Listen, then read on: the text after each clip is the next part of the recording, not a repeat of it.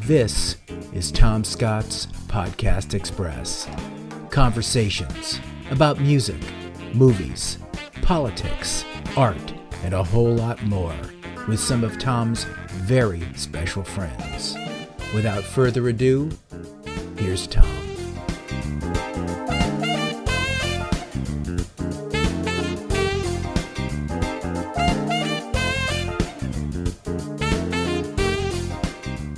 Hi, I'm Tom Scott. My guest today is a genuine star in the world of country music. We were introduced by some mutual friends a few years ago. I'll admit at the time I was not too familiar with his music. But he was friendly, engaging, and I soon discovered his formidable talent. He made his debut on the Grand Ole Opry stage in 2006. That same year, his first album was released and yielded 3 successful singles. In 2011, his third album, Chief, achieved #1 positions on the country music chart and the Billboard 200. His music has been described as country rock, outlaw country, and southern rock, but his style is uniquely his own. 7 albums later, he's created multiple chart-topping hits and toured the world as a performer. Included in his credits are collaborations with other country heavyweights, Jason Aldean, Luke Bryan, Keith Urban, and more. In 2020, the Country Music Association named him Entertainer of the Year. It is my great pleasure to introduce and welcome Eric Church. How you doing? Thanks for joining us. Good, I'm doing good. Good. Thanks for having me. Oh, my pleasure. I wanted to talk first a little bit about your background. Your parents each had a different kind of favorite music growing up. Your father was a Motown guy, a Motown fan, and your mother was kind of more into bluegrass. I was curious, how did that affect you, and what style of music appealed to you as a youth?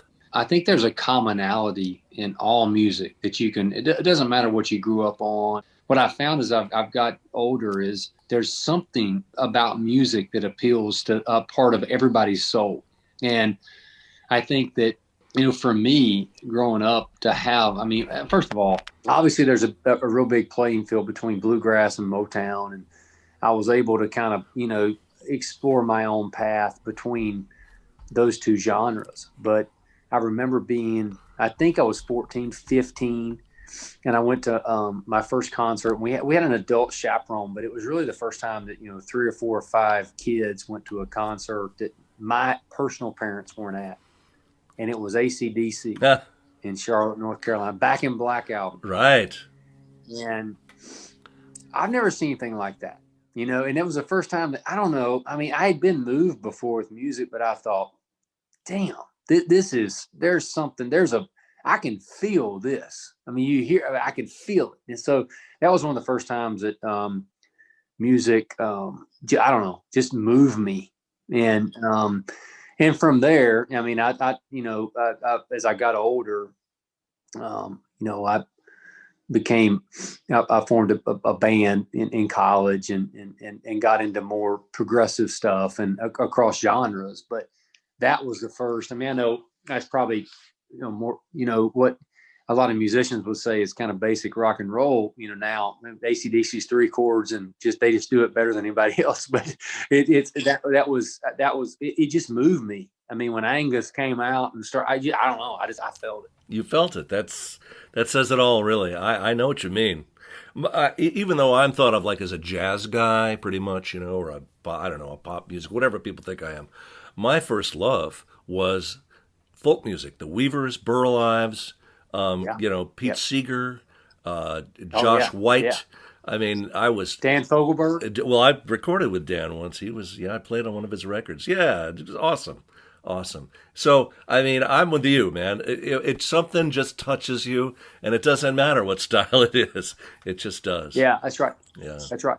Now, I guess I'll jump to the beginning of your career. You first signed with Capitol Nashville as a writer. Is that correct?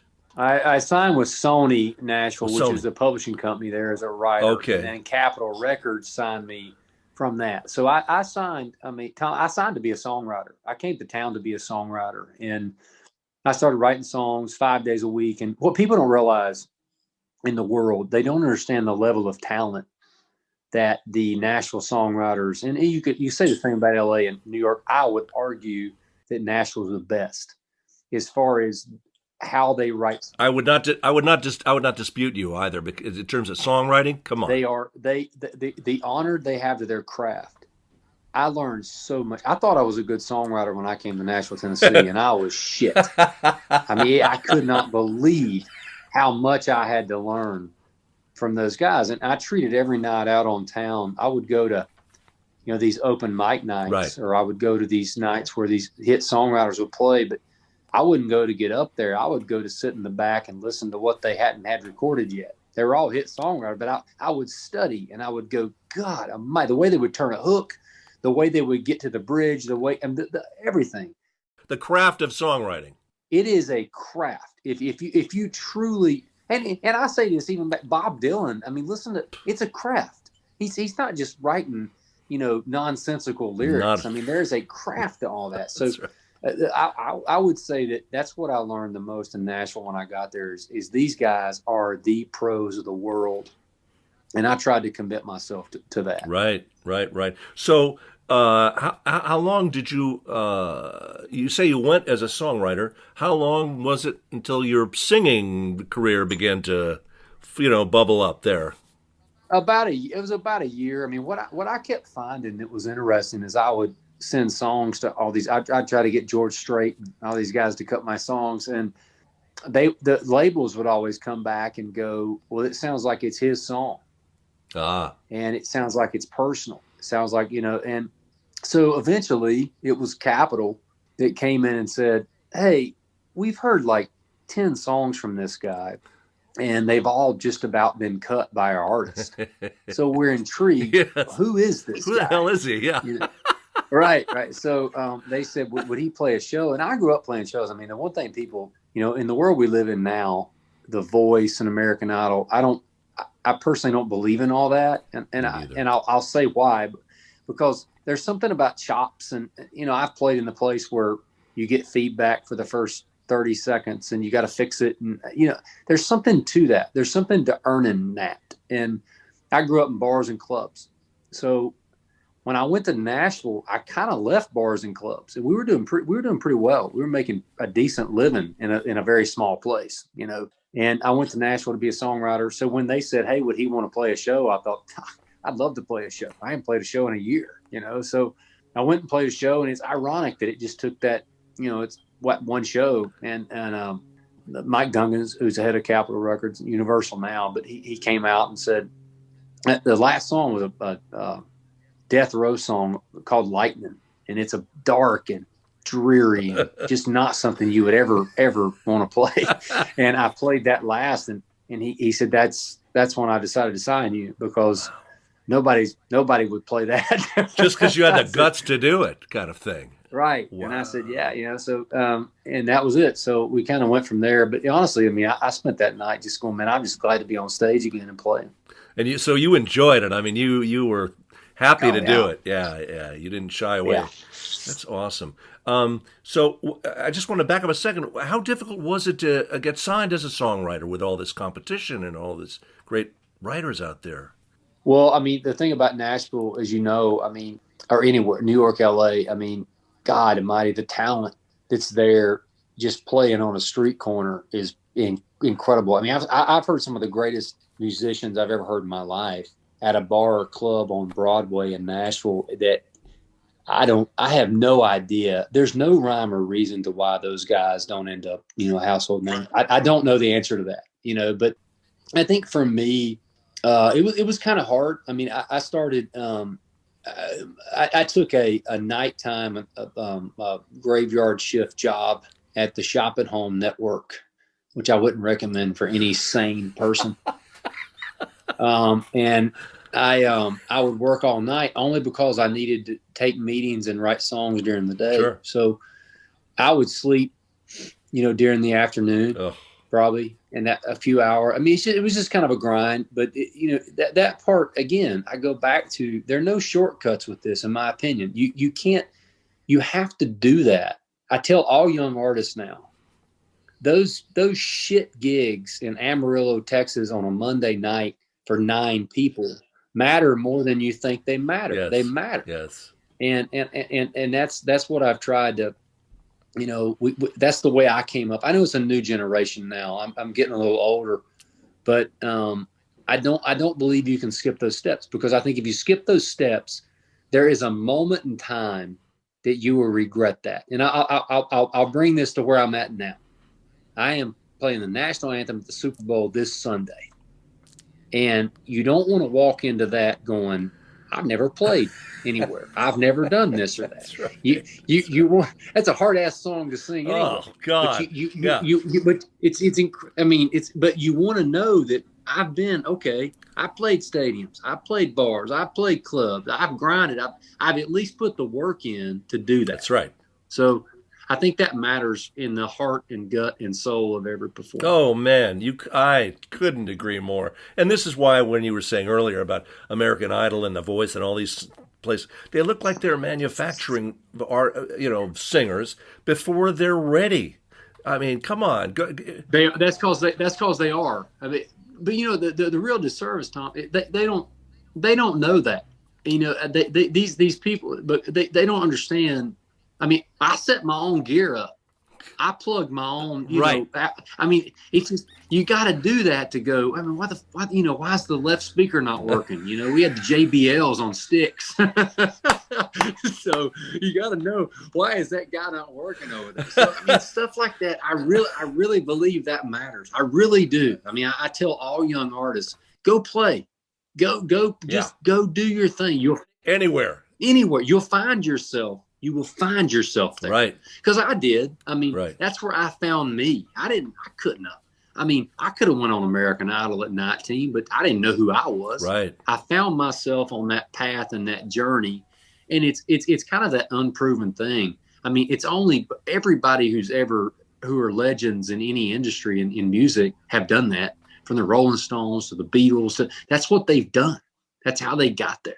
And listen, in the history of show business, when you think about the vaudeville acts, like the Marx Brothers, say, who went from town to town, put up their own posters, played in some town that nobody had ever heard of them before, and had to entertain those strangers. Boy, there's an education in show business that you kind of, once you have that, it's going to be a lot easier going forward. You got it. I think it's a real telling thing that since and I hate to pick on them, but since the American Idol, The Voice, these shows have come on, how many of those artists have went on to have real success? Right. Very little. Low percentage. Right. Yeah. Very, like 3, so, and those 3 would have been successful anyway. So, yeah, I was fortunate to work with 2 wonderful songwriters, Carole King and Joni Mitchell. Each of whom had totally different songwriting styles. And I want to ask you about your approach to songwriting, if you can generalize about it. Carole King, that she didn't ever write about herself personally, but in her mind she would construct a scenario, imagining a person or a couple in a situation, and write about that. I didn't need to ask Joni her songwriting method. It was obvious that every song she wrote was about her. Right. So how do you, in that sense, in finding out the subject matter, how do you approach it? Is there a rule, or is it everyone different? Well, there's never a rule. That's the great creativity. There's never a rule in creativity. But right. I think I'm between the two. You will find I'm in a lot of songs, or I'm the observer of something happening that I write about. Right, the Carole King approach. Right. Right. I think I'm not Joni where I'm there all the time, but I think that I try to I think that the honesty, the authenticity of it is, if I viewed it and I prophesize that to the crowd, that works. If I lived it and do the same thing, that works. I do believe, at least for me, there's amazing songwriters out there, and there's amazing vocalists who don't write their own songs. It's been integral to my career that I wrote mine, right? Because I could go sell that. I could strap on an acoustic guitar and go out there and tell them why this matters, and tell them what this means to me. And in some of those little bars and clubs, again, back to the initial that. You can't believe what that means if all of a sudden 20 people turn into 100, turn into 500. And that's how we build our career. Right. They have to believe you. They don't believe you, you're sunk, dude. It's over. If they don't believe you at 15 people, they're not going to believe you at 500 people either. No chance. No chance. So I think that for me, it's always been about, I've cut songs that I think, let's see, with this new project, I've cut 4 or 5 in my career that I didn't write.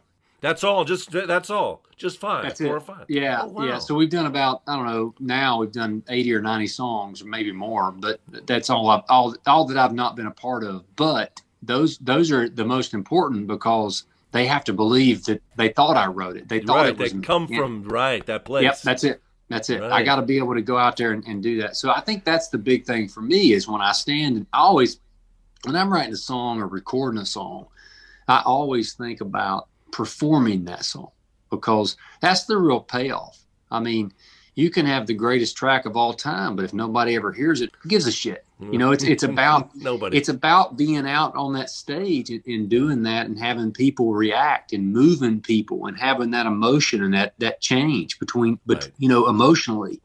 So for me, that's if I get goosebumps and I'm in a studio and I can't wait to perform it live, then it means something. Right. Now, you, speaking of your singing, you have described yourself as a stylist, not a vocalist. What do you mean by that exactly? Well, more Willie Nelson, less, Frank Sinatra? Yeah, I'm not Frank. I guess because I interpret, like, it's an emotional thing from where I'm from. I mean, I'll put little runs and stuff, but as far as, trying to go in and hit notes, and I don't think about that part. When I play a song, I don't go, well, I got to go to the B here or this. I don't think about that. I just, whatever comes out. I don't play a song the same twice on the tour. No. Oh, you don't? Oh, interesting. It drives my band crazy. It drives them. I would be one of those guys being driven crazy in your band. It's a train wreck, but it's just the way, how I feel it is how I sing it. And that's why I say I'm more of a stylist or in that way than vocalist, right. At least for me. Well, for you, obviously, as you've said, part of your charm as an entertainer is the fact that you respond in the moment with a song that you've sung numerous times and written and everything, but you want to give it that moment, that momentary emotion that you're feeling, right? Right. And I will say, so this past tour, and actually the past 2 tours, we've had a kind of a night, depending on what city we were in, that we would do cover songs that related to that city. And I wouldn't rehearse those songs. And it drove the band crazy. I would not come into the arena. I would not do it. And I said, we're going to do it live. I want the crowd to hear it at the same time. And they would go crazy. They were like, "You're nuts. I mean, we don't know what we're doing." I said, "Just follow me. Follow me, damn it." But here's what I've learned. Music is meant to be played here and not here. I just want to say, for those of you who cannot see us, he said here, pointing to his heart, not here, pointing to his head. Right. And I feel like that too many times we learn music, we don't play music. And that's what music is. If you screw up, you screw up. I mean, but at least you're playing it, you feel it, and where you go is where you go. And I just, I'm a big believer in that, and always will be. Miles Davis said many years ago, is reputed to have said many years ago to his band guys, he says, "If you make a mistake," he had this gravelly voice, "if you make a mistake, make it twice." It's jazz, right? Yeah. But the point is, if something happens spontaneously, don't be afraid of it. Don't cringe from it. Embrace it. That's jazz and bluegrass in a nutshell. It depends on where you're from. Right.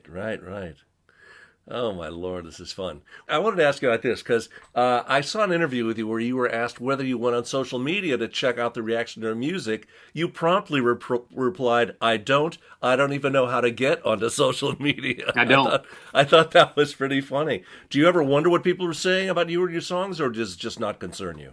No, don't concern me. I mean, I don't. again, I still don't know how to get on social media. So I feel like the farther we go into life, the more I'm happy about that. But Right. I think you make music that, that you're okay with, that you're happy with. I mean, here's what I go back to with social media. There was no social media during the Beatles era or Elvis era. Here's what I don't want to do. I don't want to make music and then watch social media and then react to that. Right. That's wrong. That's the wrong. Yes. I mean, you're reacting. Your truth as an artist is to go. That's it. It's what's in your heart. And I think that I don't want to hear I don't care what anybody says. The greatest artists of all time never had to worry about that, So I feel like that you make the music, you make the art that you want to make, Yes. and you let the cards fall where they're going to fall. And I'm happier in life, not looking at that. And you know what? Without even reading things that have been said about you, because this is true of everyone, there you will find people who adore you and people who just think you suck. Yeah, 100%. Yeah, that's what I'm glad I don't read it, which is fine either way with me. But I think that's part of it. It is for sure. No, yeah. I think you're definitely on the right track with that. Yeah. Do you ever wake up from a night's sleep with a new song in your head, just off the top? Yeah, it happened on this last project. So I've been with my current producer Jay Joyce for 6 albums, and wow. I was looking.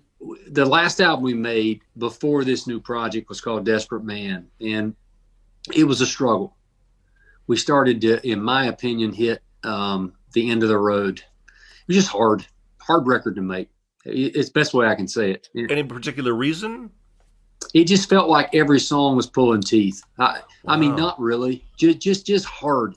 For the first time, it became not as fun as I wanted it to be. But so when I was at a crossroads of whether I continue working with Jay, who I love, we communicate great together, who I totally respect, sure, and going somewhere else. Right. And so what I decided to do was we're just too damn comfortable.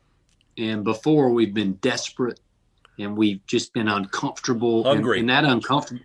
Yeah, that's right. Hungry. So we went to the mountains of North Carolina. I uprooted everybody. Jay, studio musicians. Wow. We went to an old restaurant and turned it into a studio, so nobody was comfortable. It snowed like hell. We spent 30 days there. Nobody could leave. And my goal was to make myself uncomfortable. I'm going to write a song a day, and we're going to record it that night. My God. And I don't know what I'm going to write, but by God. And here's what I found. It put an incredible amount of pressure on me. Yeah. And the band every day. And it's got, you can't walk in. These are world-class musicians. Sure. You can't walk in there at night with a piece of shit. You got to walk in there with something. And I found that, it really, it sharpened the knives for me, wow. That by the time I got to the end of it, I almost got a little, maybe too far out on the ledge where everything was a song. The best word I would use, I got a little manic. I was writing all the time. Mm. I've never been in that place creatively, but wow. One of the last tracks on the album was a song called Crazy Land, and I dreamed it. I dreamed the end. I went to bed at night. I wasn't sleeping a whole lot anyway. No. But I went to bed, and I dreamed the end of the song. And I woke up, and I thought, God, that's cool. I should get up and do that. I was so tired. I said, I'm going to go back to bed. And as I tried to go back to bed, the rest of the song started to unfold. That was it. I got up. Yeah, I got up. I wrote the song, and I'm texting everybody at 7 a.m. Normally, I wouldn't text them until noon, and I'm texting them at 7 a.m. I said, we need to get in the studio as soon as we can. So I actually dreamed it. That's the first time I've ever been that, I don't know, locked in. So if I got this straight, you would come every day of this experience, 28 songs, every day with a new song that you had written the day before or the night before, and the day of, written the day of. And then walked in, guys, here's the song. You'd play it for them. They'd figure it out, their parts, and go. Wow. and go. And we would also, the great thing about that though is, what I found before with Nashville is you spend so much time, you write, for the project before I probably wrote 60 songs. Holy Toledo. And we picked 11, right? Yeah. And then you go in and you know them so intimately. I think part of what I enjoyed about this process, I didn't know these songs very well. So when a guitar player would go, does this go here? I would go, I don't know. Does it? Try it. I mean, I have no idea what this, and I think that's where the creativity went past me. Right. It wasn't just my thing. It was hey, greatest rock and roll records of all time were created that way. Where you didn't come in with what you knew it was, you found out what it was. Amen, brother. As far as I was concerned, that's what happened this time. I heard a number of things that I would go, well, I didn't think of that, but that's a great idea. Let's try that. I can't even begin to tell you the records that I've made. That the very way I walk in with a very sketchy lead sheet, and then, I mean, I walked into New York the first time with the heavyweights of the New York studio R&B and jazz and pop scene. And man, they delivered something that was way beyond anything I could have possibly imagined. And that's, to me, that collaboration is where the really good stuff happens. Man. You got it. Yeah. And it's the first time I've really had that level of, it's funny. I love having the musicians, and a lot of these guys. I use my band, so it's my band. But it was also we had a couple guys from Nashville and around the world. But they would come in and go, "Hey, is this what you're envisioning here?" And I was like, "This song's 5 hours old." I said, "It's just being born. I have no idea what this is. I ain't envisioning shit yet." Yeah, I have nothing. And the best part was listening back to it. I forgot. I mean, the next day was a new song. So you almost commit to the moment. You commit to the day, and then you move on. Right. And the next day it's done. Right. And it was amazing to me listening back. It really kind of restored my faith in creativity. Nice. That while we all got into this, it's not about overthinking this shit. No. It's about playing the music, playing the song, do everything you can for that day to the hilt as far as you can, right, and move on. Right. Don't think about it again. Right. And when I listen back to it, it was awesome. I mean, that's the best thing. It was awesome. That is what a joy that is when that happens. Oh my gosh. Exactly. It doesn't happen all the time. Oh man. So I'd like to ask you about a couple of specific things. You wrote a song called, and it stirred up a bit of controversy, called Stick That in Your Country Song. And it dealt with some of the more tragic aspects of American life. War, poverty, drugs, and guns.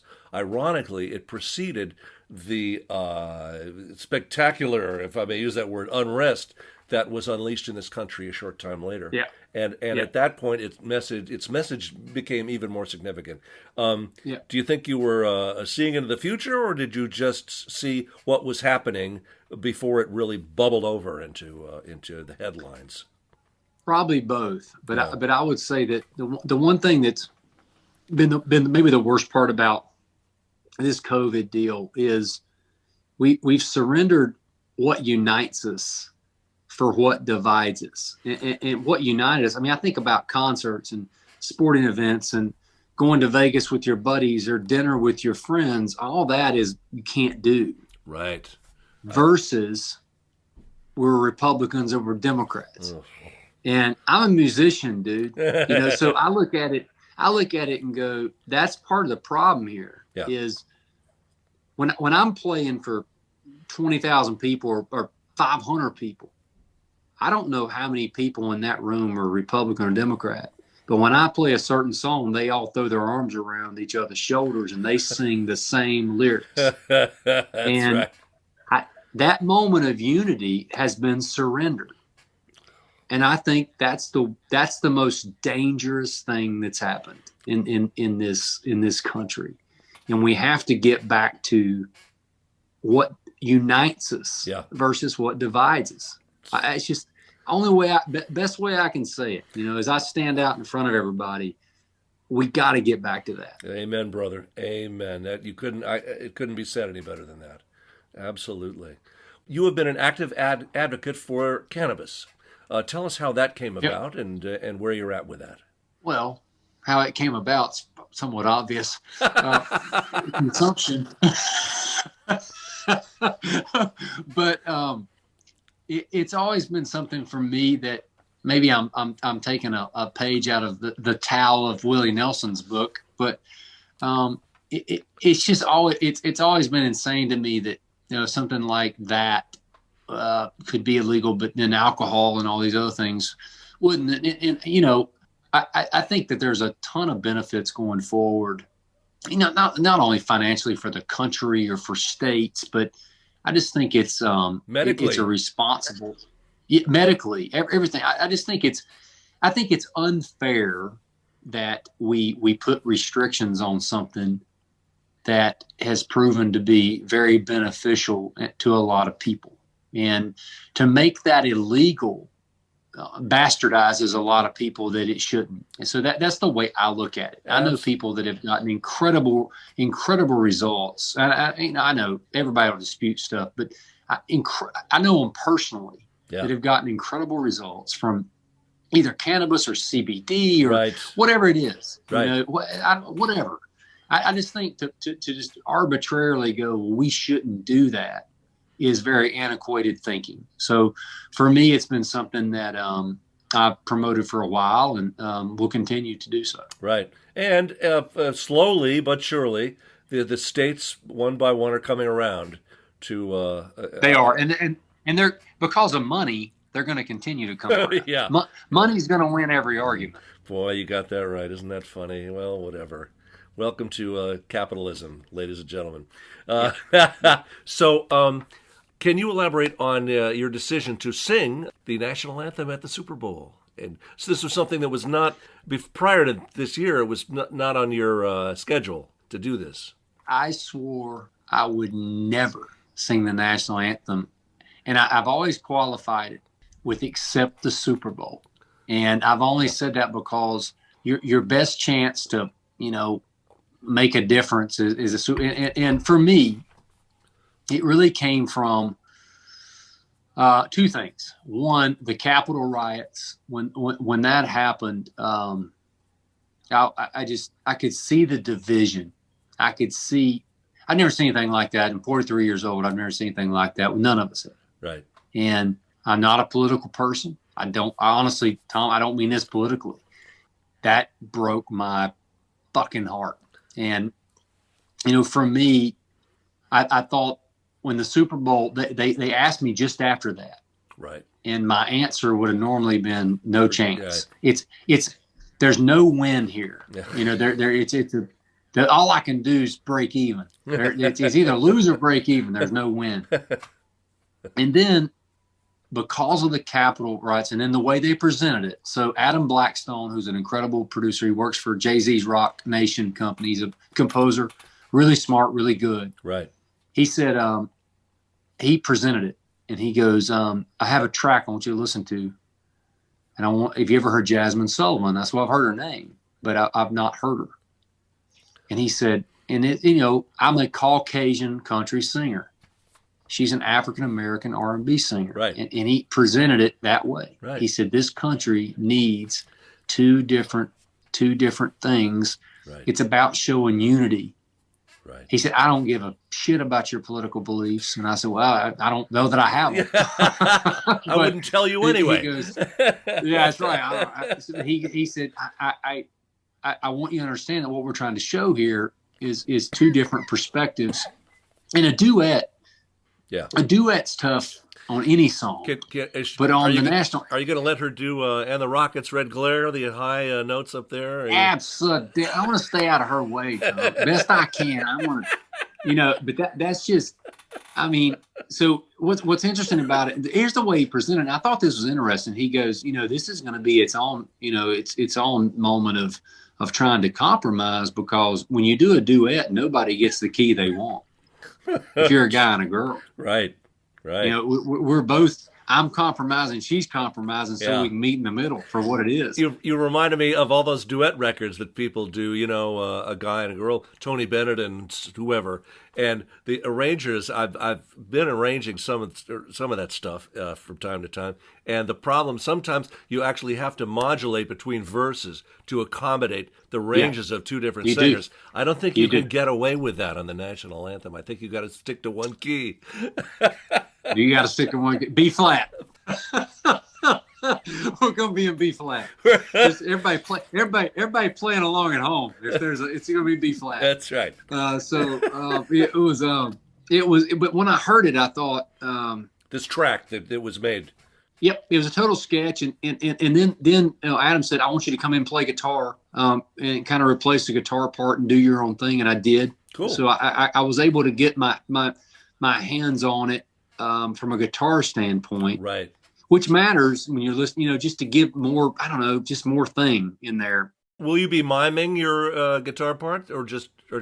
I will. Yes, I will that night, because it's not going to happen. I tried to play it live and I was going to play it live. I would actually rather play it live, but because there's a track back there, there's too many variables with sound and everything else. I know. I get it. Not going to happen. I'm going to sing live. She's going to sing live. And then the other thing, when I heard her sing, she's one of the greatest vocalists I've ever heard. Wow. In my life. She's that good. Wow. I could not believe the level of her runs and the way she phrased. And I could not be more blown away. So when I came back and I said, first of all, the NFL, I said, yes, I would have always said no, but because of where we are in this country, I feel like this is important. Yep. I understand that. Yep. And two, I am not missing my chance to sing with this girl. So she, incredible singer, deserves to be a household name. And I think she might be after she carries me through this shit. She drags me across the line. Oh my gosh. Eric Church, it has been just wonderful talking to you and hearing a little bit about your life. I hope you've enjoyed yourself. I have. I've learned a lot, and certainly you have affirmed many of the feelings that I have about what it takes to create, great music or great anything. Is search within yourself. Get your craft together, and then search within yourself for the passion that guides you to really, really great creations. Again, thanks, Eric, and we look forward to seeing you in other places later down the line. I'm sure we will. Thanks, Tom. Thanks for having me. Tom Scott's Podcast Express is produced by Dave Schroeder and Joseph Vella. For more information on the series or to ask Tom a question, visit tomscottmusic.com. Until next time,